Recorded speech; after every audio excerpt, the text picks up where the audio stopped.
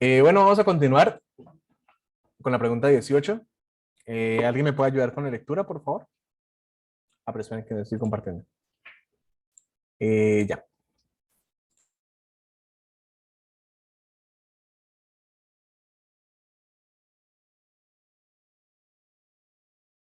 Muy bien, ya que no hay voluntarios, vamos a darle la oportunidad a Sarai, que no la hemos escuchado hoy.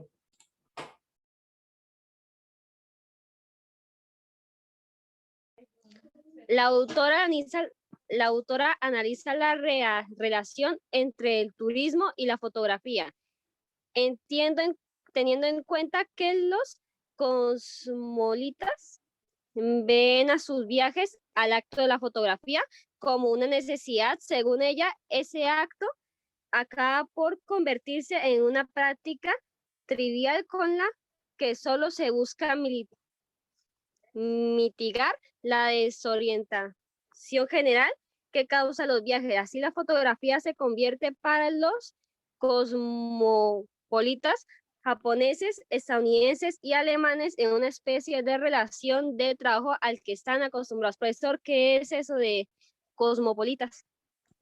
Cosmopolita se le dice a cualquier persona que viaja mucho o que está en muchos lugares y que se asume ya no como ciudadano de un lugar en especial, sino como ciudadano del mundo. Polites viene de ciudadano en griego y cosmos es universo. Una persona cosmopolita es una persona con una cultura tan amplia que asume cosas de distintas partes del mundo. Entonces dice el siguiente resumen. La autora analiza la relación entre el turismo y la fotografía, teniendo en cuenta que los cosmopolitas ven en sus viajes el acto de fotografiar como una necesidad. Según ella, ese acto acaba por convertirse en una práctica trivial con la que solo se busca mitigar la desorientación general que causan los viajes. Así, la fotografía se convierte para los cosmopolitas japoneses, estadounidenses y alemanes en una especie de reemplazo del trabajo al que están acostumbrados.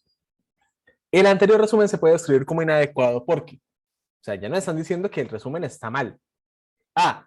Expone ideas contrarias a las afirmaciones principales del texto. B. Se centra en un tipo particular de turistas y no en los turistas en general.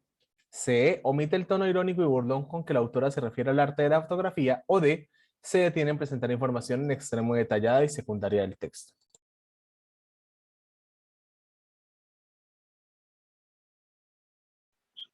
La C.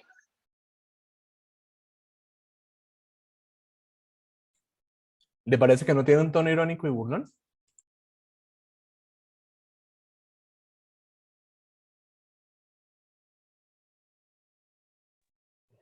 Es más como la D, ¿no? O sea, en vez de presentarnos como lo principal de la autora, nos dice cosas de los extremos.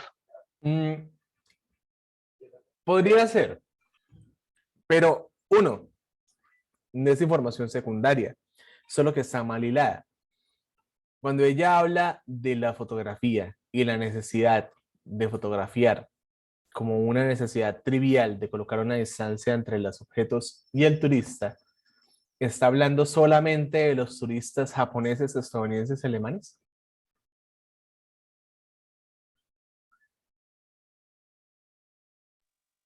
O sea, Pues en el texto no, todo el texto no, lo o sea, se utiliza para refiere a, criticar solamente a tres tipos de turistas.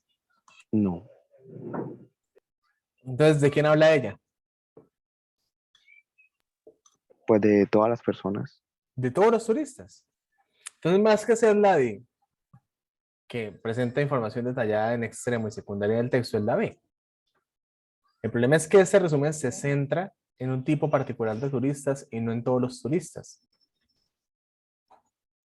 Si usted le quita eso, dice, la autora analiza la relación entre el turismo y la fotografía, teniendo en cuenta que los cosmopolitas ven en sus viajes el acto de fotografiar como una necesidad.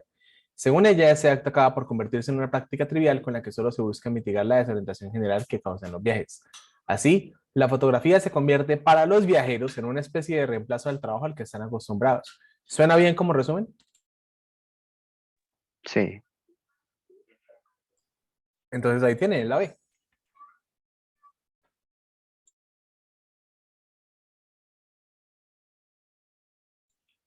Bueno, hasta acá el tema de la fotografía. Vamos al siguiente texto. Le voy a pedir la ayuda a María.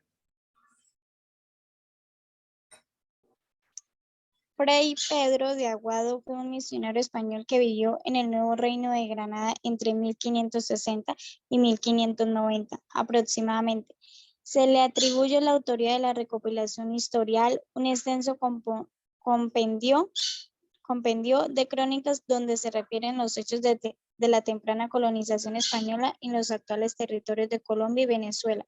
Las narradores de la recopilación giran alrededor de la entrada de los colonizadores españoles en territorios del Nuevo Mundo, del sometimiento de sus pobladores ancestrales y la subsiguiente fundación de ciudades coloniales, ofreciendo por lo general descripciones de las sociedades indígenas y su entorno natural. En el relato de las campañas del capitán Galarza y sus soldados en los actuales territorios del Tolima, Aguado se refiere de esta manera a los indios de la región. Léalo, por favor. Son estos indios de Ibagué grandes carniceros de carne humana y de cualquier otra carne.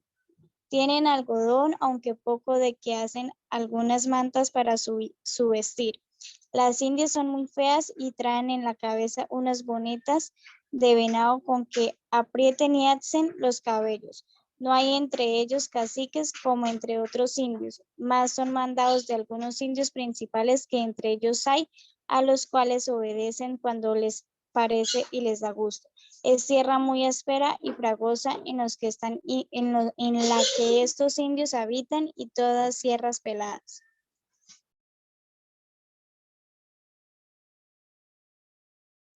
¿Sigo? Diga, por favor. ¿Lo puede bajar tantico?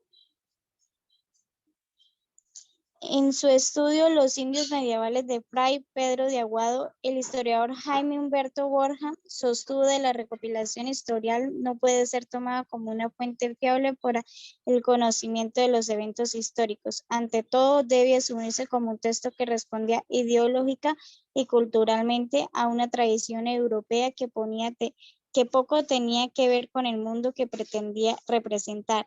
El del indígena y su entorno natural, frente a descripciones como la que acabamos de citar, afirma Borja que el de Aguado es un indio retórico que surge de una realidad textual y no de una realidad aprendida por la experiencia.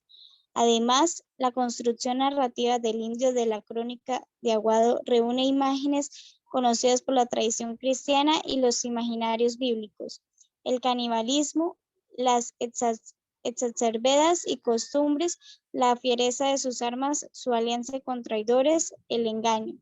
En el indio recae la descripción de los vicios físicos y morales de toda la extensión natural. Para reafirmar sus posiciones, Aguado presenta una naturaleza tan salvaje como sus habitantes. Muy bien. Tenemos entonces un texto en el cual hay una doble autoría. Al inicio están hablando de Fray Pedro de Aguado, quien fue, pues obviamente un fray, o sea, fue un religioso cristiano, que en los años 1600 escribió una recopilación de crónicas donde habla de hechos de la colonización española a los indígenas del Nuevo Mundo, ¿sí? Esto, digamos que en la parte de arriba están hablando sobre Fray Pedro de Aguado. En la parte del medio, Fray Pedro de Aguado está hablando sobre los indígenas.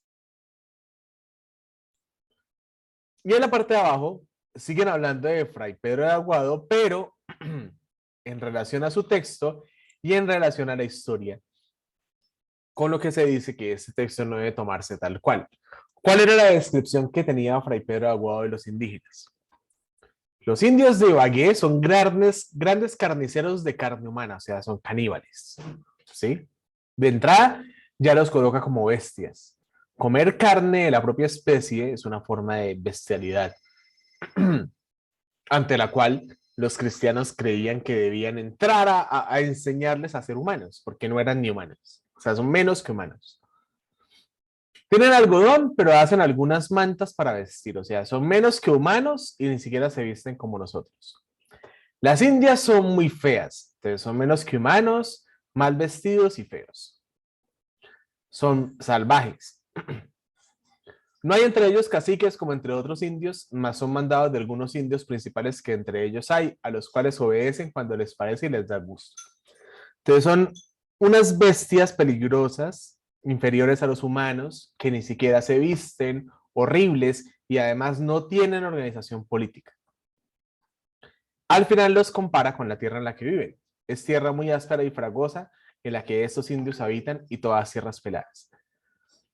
Si yo, viniendo de Europa, me encuentro con unas criaturas que ni humanos son, ¿cuál es mi postura? ¿Cuál es la postura que se tiene frente a un animal? ¿Será que uno puede ser amigo de un animal? ¿Será que uno puede encontrar a un animal como su congénere? Pues no.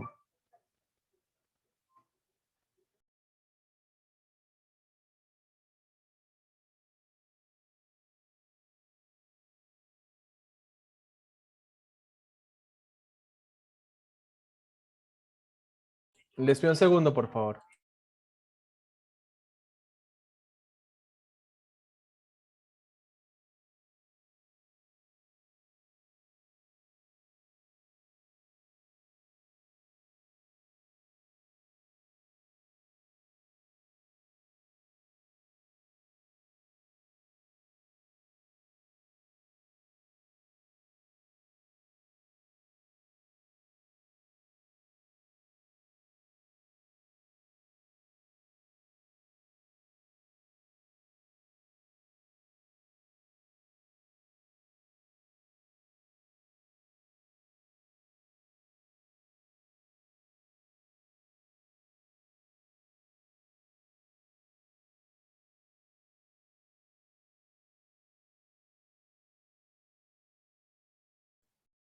Bueno, perdón.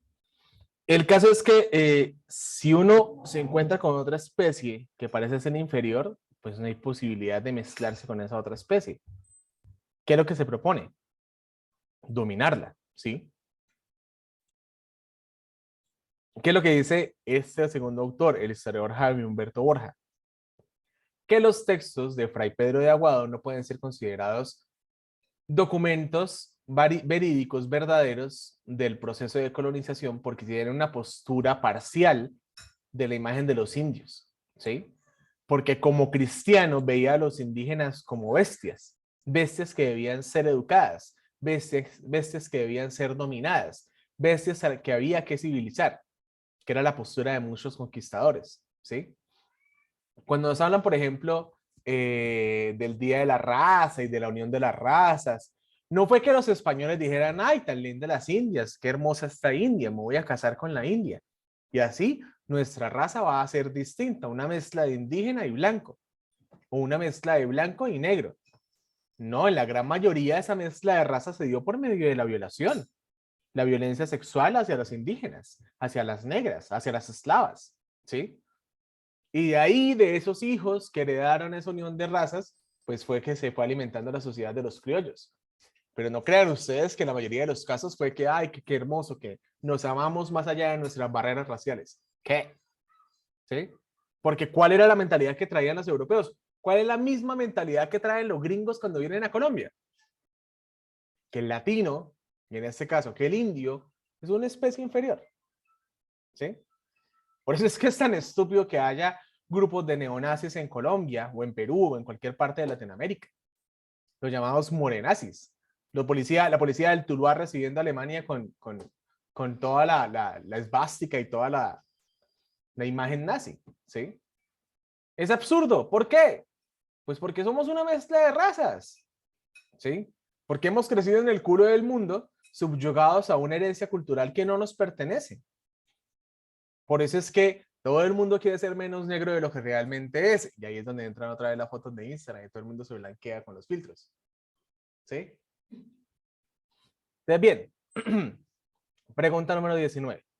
A partir de este texto, se puede afirmar que la descripción de los indios de Ibagué hecha por Aguado corresponde a un periodo anterior a la llegada de los españoles al continente americano, pues presenta a los indígenas en una situación de salvajismo absoluto. ¿Será esa? Pues sí, sí tiene sentido. Pero hay que leer todas, ¿no? B. El proceso de fundación de la ciudad colonial de Ibagué fue la dinámica de colonización consistía en fundar las ciudades y luego someter a los indígenas de la época. Perdón, de la zona. C. La etapa de conquista de los territorios que se anexarían a la colonia neogranadina, pues la descripción es parte de un relato de una campaña militar. O D. Un periodo histórico indeterminado, pues el texto no ofrece información cronológica que permite identificar el momento que corresponde a la descripción.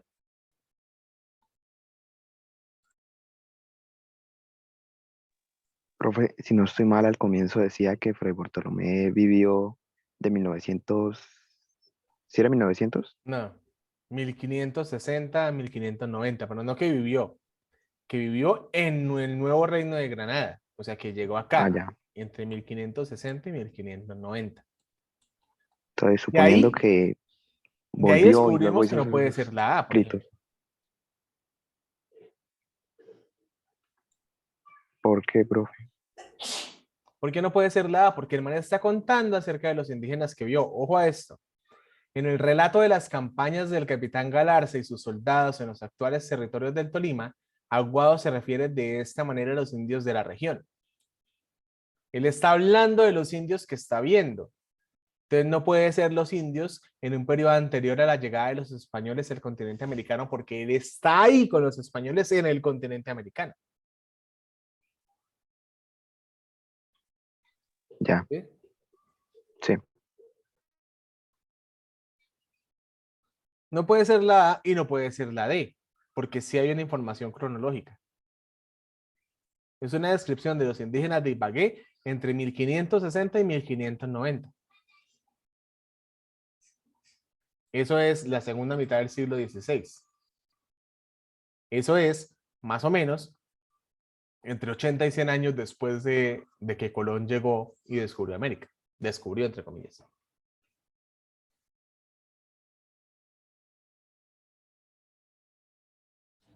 Entonces, no es la A ni la D, puede ser la B o la C. ¿Cuál de las dos es?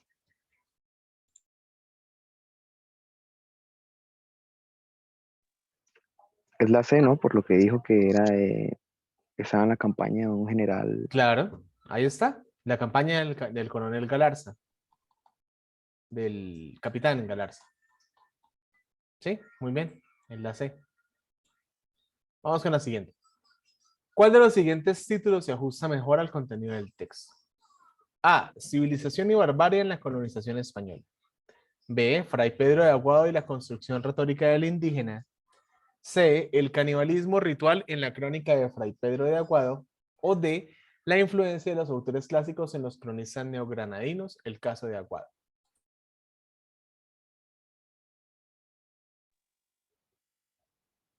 La B, ¿no? Eso, evidente. ¿Sí? No están hablando de los indígenas, están hablando de Aguado y de la mirada que Aguado tenía de los indígenas.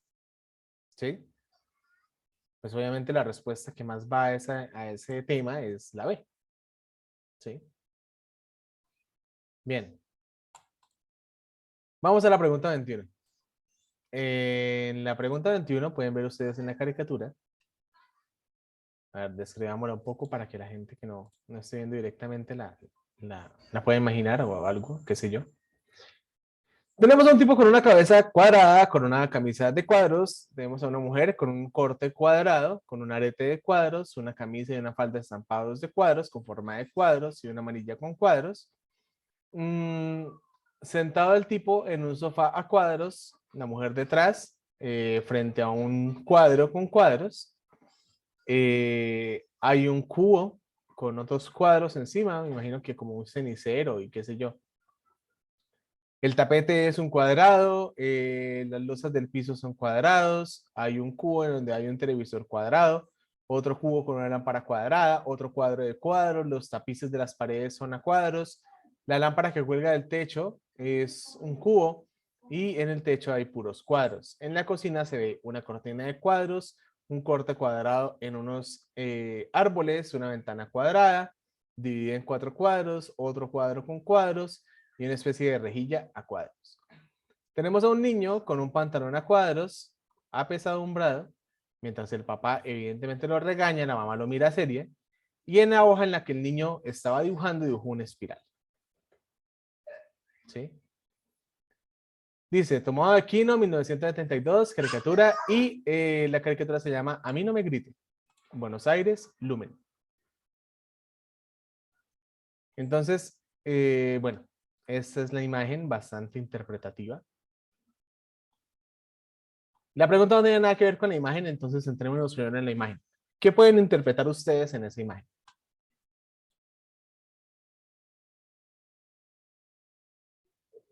Pues que en la familia todo es cuadrado, ¿no? Y el momento en el que dijo intenta ser diferente, no una espiral que es casi de forma circular o se asemeja más a un círculo, lo regañan porque quieren que sea cuadrado y no diferente. Sí, está muy bien. Hay un tema con el hecho de que sea específicamente una espiral. Los cuadrados son finitos, ¿sí? Es una figura geométrica finita, es una figura geométrica que tiene unos lados definidos que además son iguales entre sí, unos vórtices definidos, unos ángulos definidos, pero luego viene la espiral, que es una figura geométrica infinita, prácticamente lo es, ¿sí? Es una línea curva que se prolonga hasta el infinito, o bueno, que no tiene un fin determinado. Es la imagen de un soñador, es la imagen de alguien que se proyecta más allá de un lugar, mientras el cuadrado es el aquí y el ahora, y es el ya y es la fuerza. De hecho, las líneas y las puntas y las imágenes que tienen puntas tienden a ser más amenazadoras que las imágenes que tienen curvas, ¿no? Las imágenes que tienen curvas son más delicadas, son más atractivas, son más pasivas, ¿sí? Entonces, no solamente es cualquier cosa, el niño está dibujando el opuesto absoluto de todo el esquema de vida de los padres. Y el papá evidentemente le está regañando por eso. Muy bien.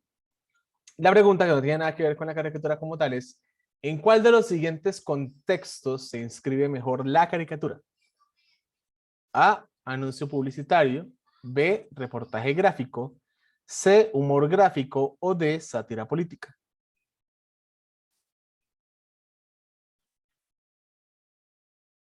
Primero que nada, ¿qué es sátira? ¿Sátira política qué es? Una sátira es una burla. Sí, es como una burla, es como colocar en entredicho algo por medio de la burla.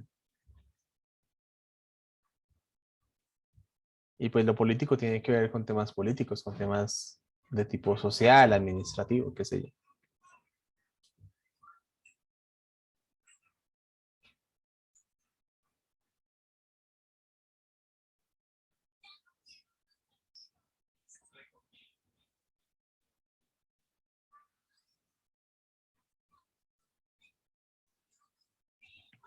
Bueno, profe, pues no es un anuncio publicitario, Sí, no, no lo entonces es. No está vendiendo nada. tampoco es un reportaje porque tampoco están explicando nada. Ujú.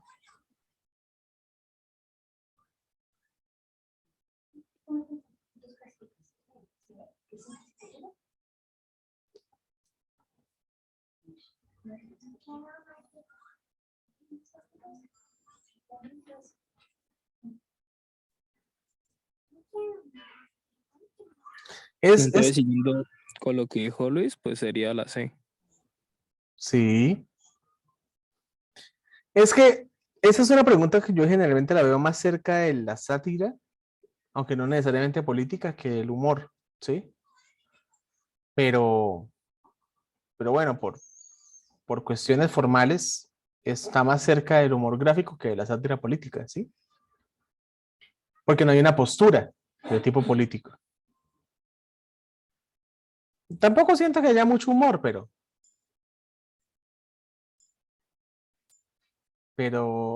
¿qué? Pero no hay una postura política, entonces no podría ser la D. La respuesta ahí es la C, humor gráfico. Profe, esta pregunta yo la vi en el curso de Predifes que hicimos como a mitad de año Sí. con el profesor no me acuerdo cómo se llamaba, creo que era Juan. Ajá. Era esa misma pregunta y era humor gráfico y él nos explicaba que humor no se refiere a risa, sino más a estado de ánimo. Ok. Eso era lo que nos decía y esa fue la explicación que nos dio. Y por eso era esa y no sátira política y pues aparte de que no hablan de política. Claro.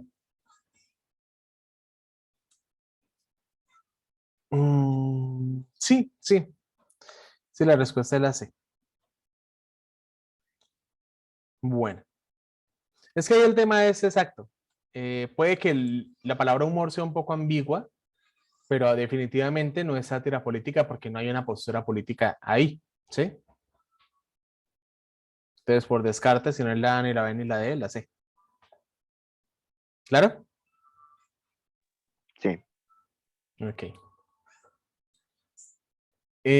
Bueno, yo creo que ya con este texto terminamos. No sé cuánto tiempo nos alcance, pero es un texto que también se robó un tiempito. Luis, ayúdame usted a leer este, por favor. sí, señor. A ver, del, del deber de la desobediencia civil. Creo de todo corazón en el lema, el mejor gobierno es el que tiene que gobernar menos. Y me gustaría verlo hacerse efectivo más rápido y sistemáticamente. Bien llevado, finalmente resulta en algo en lo que también creo. El mejor gobierno es el que no tiene que gobernar en absoluto. Y cuando los pueblos estén preparados para ello, ese será el tipo de gobierno que tengan. En el mejor de los casos, el gobierno no es más que una convivencia, pero en su mayoría los gobiernos son inconvenientes y todos han resultado serlo en algún momento. Las objeciones se han hecho a la existencia de un ejército permanente, que son varias y de peso, y que merecen mantenerse,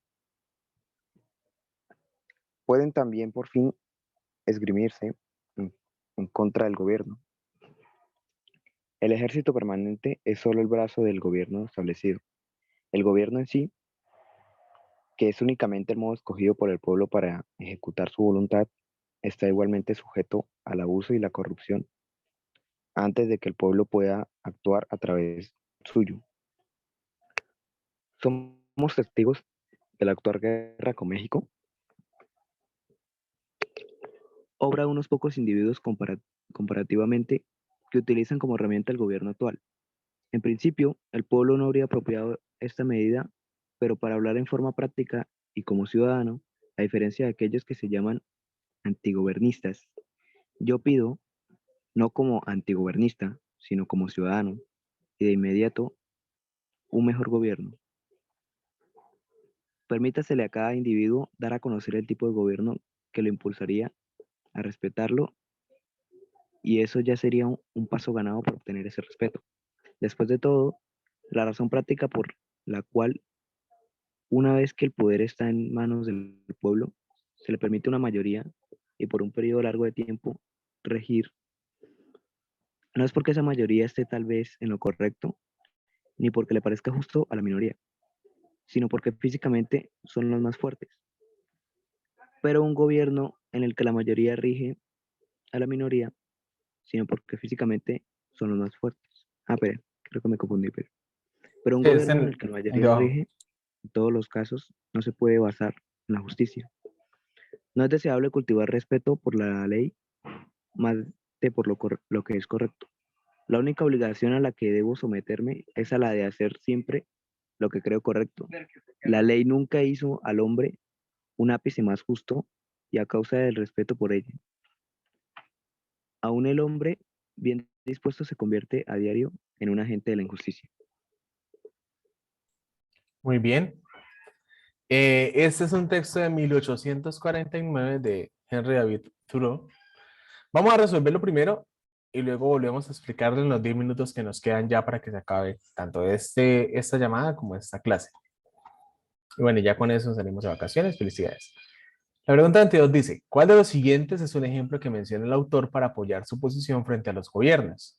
A, la guerra con México, B, los abusos del ejército, C, la tiranía de las mayorías, o D, la debilidad de las minorías.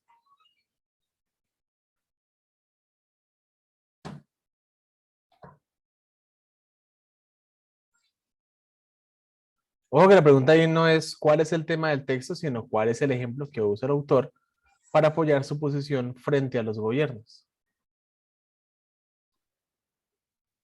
O sea, del tema que quiera abordar el texto, ¿verdad? Sí. La C. No, no, no. El texto no. El ejemplo que usa en el texto. ¿Cuál es el ejemplo que menciona el autor? Que menciona, no el tema del texto, sino cuál es el ejemplo que el autor menciona para hablar de lo que piensa de los gobiernos. Ese es La, fácil. la, Es, la guerra con México. muy bien. Ese está fácil porque lo menciona aquí tal cual en el inicio de la segunda párrafo. Somos testigos de la actual guerra con México, obra de unos pocos individuos que utilizan como herramienta al gobierno, a pesar de que el pueblo no esté de acuerdo. ¿Sí? Acá hay un elemento, no sé si lo trabajamos ya este año, pero es algo que ustedes deben aprender a distinguir. Una cosa es la nación, otra cosa es el Estado, otra cosa es el gobierno y otra cosa es el territorio. ¿Sí? La otra vez hablando de Siria y Palestina, decíamos que un país no puede existir a menos de que no tenga un territorio específico, ¿sí? ¿Se acuerdan de eso? Por lo tanto, para que un país exista, necesita un territorio definido. Ese es el territorio, la parte geográfica que ocupa el país. Pero a su vez, el país también tiene que ver con la nación, que es tanto la cultura, como la historia, como las tradiciones, como el pueblo que vive en ese país. Ese país, organizado en un territorio y compuesto por una nación, necesita de un Estado, que es toda la estructura que permite que los gobiernos transitorios dirijan y gobiernen a la nación dentro de un territorio específico. ¿Sí? El gobierno es el que se va cambiando con cada elecciones. Por eso, a pesar de que Colombia sigue siendo Colombia, ha tenido distintos gobiernos y cada gobierno ha tenido su propia agenda. ¿Sí? ¿Estamos?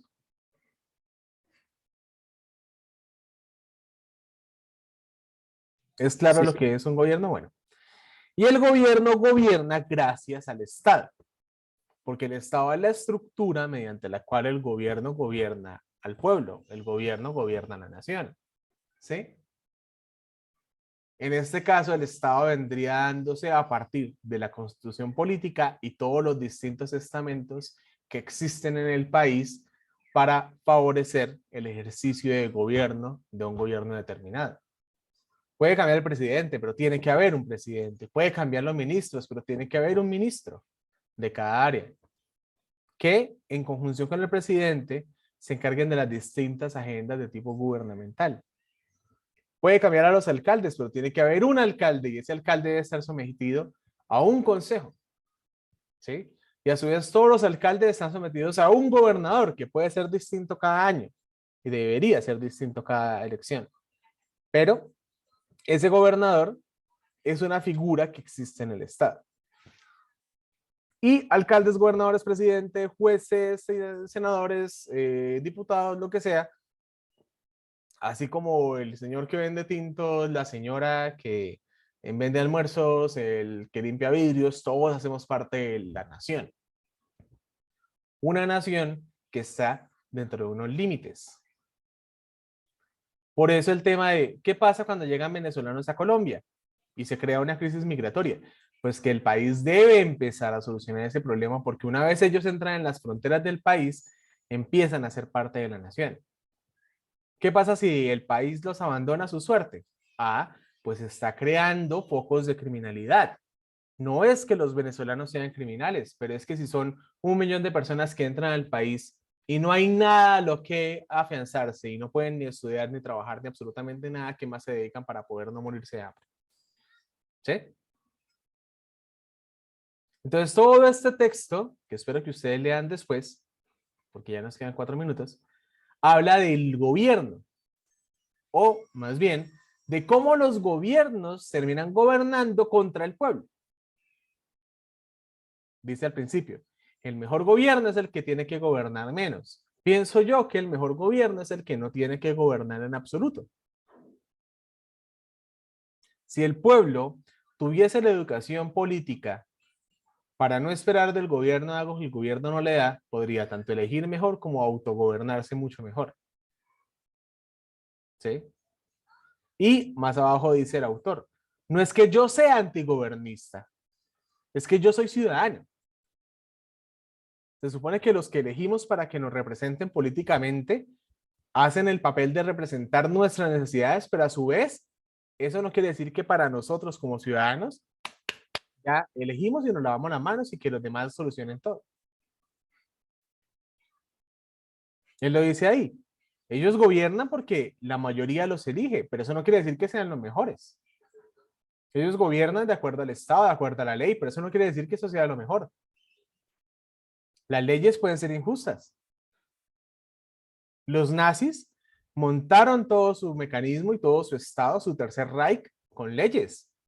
Mataron a millones de judíos con leyes. Para ejecutar, para bajar la palanca y soltar el gas venenoso que mataba a niños, mujeres y ancianos, tenían que llenar un registro, tenían que firmar un decreto. Como hacen hoy en día para bajarle el precio a unos apartamentos y que los puedan comprar ciertas personas. Todo era decretado, porque todo fue legal. El nazismo fue legal. No fue que un loco se subió ahí y empezó a regir el país porque sí, no, todo fue por leyes. Las leyes no son siempre justas. Por eso la ciudadanía debería aprender también a gobernarse a sí misma. A aplicar más que la ley, lo justo, lo bueno. ¿Sí? Eso es lo que dice el texto. Dice acá, la única obligación a la que debo someterme es a la de hacer lo que creo correcto. La ley no me puede obligar a ser una persona incorrecta. La ley me puede decir que yo tengo que dejar morir de hambre a una persona que toca mi puerta. Pero si a mí eso no me parece correcto, yo lo hago entrar así eso vaya contra la ley. Y le doy de comer así eso vaya contra la ley. Es más, muchos de ustedes que se jactan de ser cristianos, ¿acaso el cristianismo no surge contra la ley de su época? Porque lo bueno no es necesariamente siempre lo legal, sí lo justo. ¿Sí? Sí, Si yo respeto una ley que me coloca por debajo de lo bueno, ya no soy bueno, así sea legal. Por ejemplo, un policía que quita a una señora que vende empanadas en una esquina, ¿sí? Porque es ilegal que ella venda empanadas. Claro, puede ser ilegal, pero eso no es injusto. Y la ciudadanía debería entrar a ayudar. Claro, porque como en este país, cada quien aplica la ley como quiere, ¿no? Pero mire que ese ejemplo está ahí. Ah, no, es que usted no puede vender aguacates aquí en la calle. ¡Pah! Le botan el negocio de aguacates. ¿Les parece que eso es justo? no, No, Ahí está. Tal cual. Aplicado a nivel micro, el ejemplo que tiene a nivel macro de este autor, que se llama Henry David Thoreau, que tiene un libro muy chimba que ustedes deberían leer, que se llama Sobre la desobediencia civil, de donde sale este texto. El deber de la desobediencia civil. O sea, no hacerle caso al Estado, a pesar de que el Estado tenga sus leyes, porque uno considera que lo justo está por encima de lo legal. Y bueno, ese es un tema del cual hablaremos este año que comienza en enero.